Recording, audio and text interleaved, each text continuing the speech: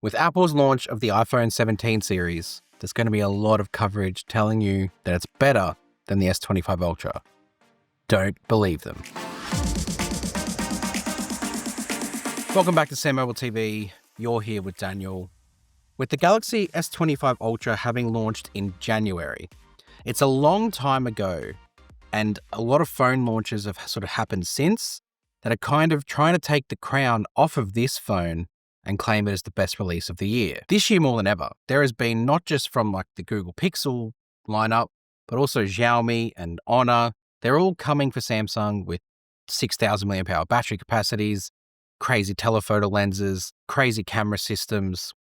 But in my opinion, none of them, including the iPhone 17 Pro Max, can come close to what the S25 Ultra offers. Let's look at why. First thing to look at is this display. And honestly, I don't know how Samsung keep doing it. They launch a display in January and it still holds up amongst the other phones that launch 9 months into the year. And the reason for that is not because of things like bits in the display or refresh rate, as nice as some of those things on other phones are. What Samsung has that no other phone can match is this anti-reflectiveness built into the glass.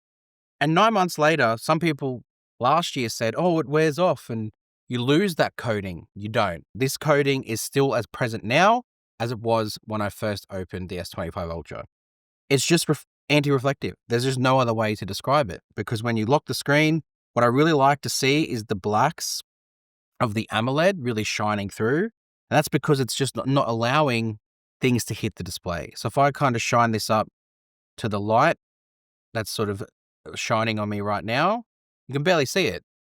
And the thing is, Samsung's own lineup has issues with this on other phones. If I bring in my Fold 7 and shine this same lights on it, you can just see straight away the difference that the S25 Ultra is showing versus the Fold 7.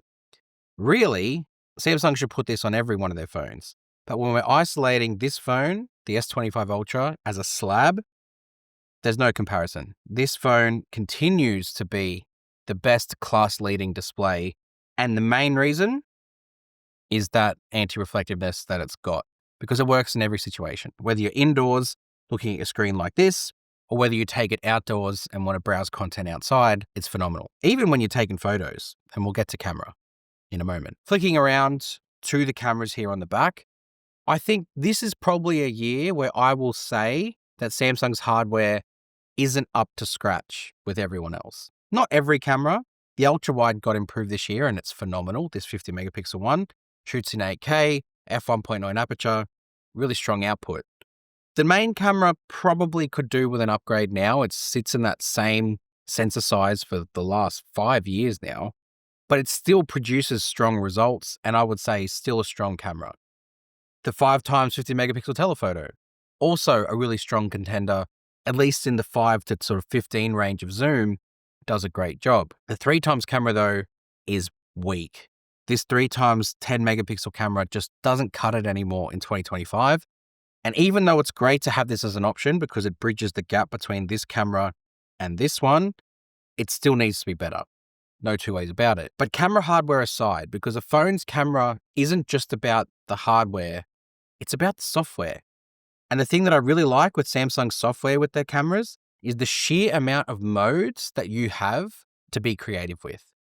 Whether that just be starting with standard photo mode, and you've got all the zoom ranges, you've got all the settings like motion photo, you've got filters that you can add, you've got the fact that you can switch between 12, 50, and 200 megapixels, or when you take it to more complex modes like dual recording, where you can actually record with 2 rear cameras at the same time on the S25 Ultra, and you can shoot in 4K 30 to capture that as well.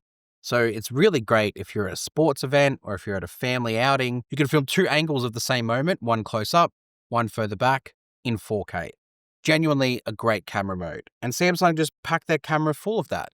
Whether it be Pro mode or Pro Video, or you go into the more complex Expert RAW, where you can shoot, again, 12, 24, 50, 200 in RAW. And you've got all of the other virtual stuff that they've now put in, like virtual aperture. You've got astrophotography and D-filter. It's just packed full of features. So whilst their hardware might not be as strong anymore, I still think from an output and definitely from a software point of view, their camera is still the one to beat. That's just my opinion. And then still part of the hardware. And again, even though this year it might not have been the strongest it could have been, it's still there. And that's the S Pen. Even though it lost Bluetooth, even though it lost its magic touch, it's still amazing at what it can do. Like, you can still write on the screen. We've got a video up on SamMobile with 10 amazing things this can still do, because this isn't just a stylus. The S Pen is the ultimate productivity tool that just sits inside the phone. The fact that from a design standpoint, Samsung shrunk down the weight, 218 grams, made it thinner, 8.2 millimeters, and kept the same battery capacity, improved one of the cameras, and still packed it in full of power, and still include the S Pen in the little slot here, you've got to give it to them that that's still an incredible feat and still completes the Ultra package. And then when you consider productivity as like a main selling point of an Ultra, you also get Samsung Dex. And with One UI 8 about to launch officially on the S25 Ultra, Samsung Dex is going to get even better. And again, we have covered that here at SamMobile already, some of the new things to look forward to with Samsung Dex. I'm just really excited for the fact that you can flow between the two displays a lot better. And by two displays, I mean the phone screen and then the monitor, because there's going to be a little toggle now which you can actually send apps back and forth between the displays, meaning that you've got that productivity between two screens, not just one. Great addition to One UI 8's version of Samsung Dex. But even just the fact you have Samsung Dex on a phone, you can plug it into a monitor and expand your canvas out for productivity is sensational. And again, still something that a lot of phones lack. Some might have desktop modes now, but I still don't think they're near as what Samsung Dex offers you. Again, just our opinion. And I fail to mention this sometimes in some of these sort of this is better than that videos or comparisons, but good lock. Good lock is undeniably the key differentiator for Samsung software.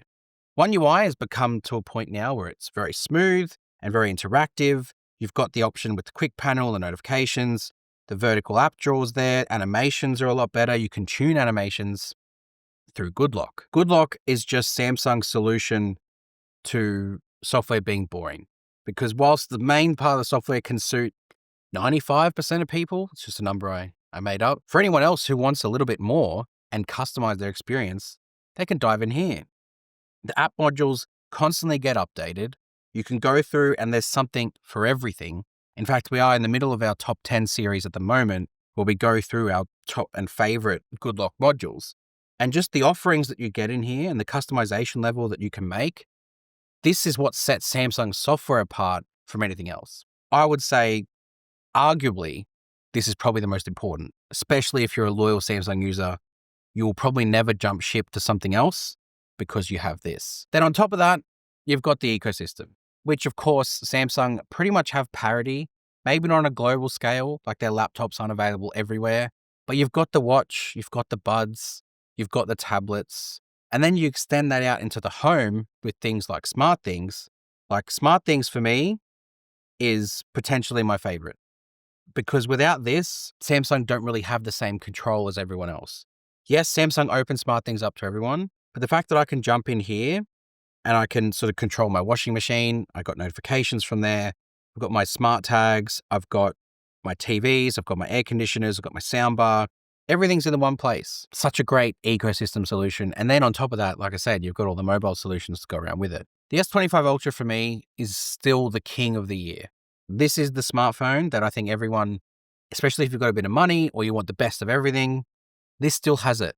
For me, it's still number one, no matter what else releases for the rest of the year. So look, I just wanted to remind everyone of that because whilst a lot of people might get caught up in the hysteria of what's happening now, at least for the rest of this year, this phone still reigns supreme, even though it launched in January. If you want to, hit subscribe because we've still got plenty of content to come for the rest of 2025. You can go check out our website where we cover Samsung extensively. Go check out our social medias as well. Again, extensive Samsung coverage, and we'll see you guys next time. Thanks.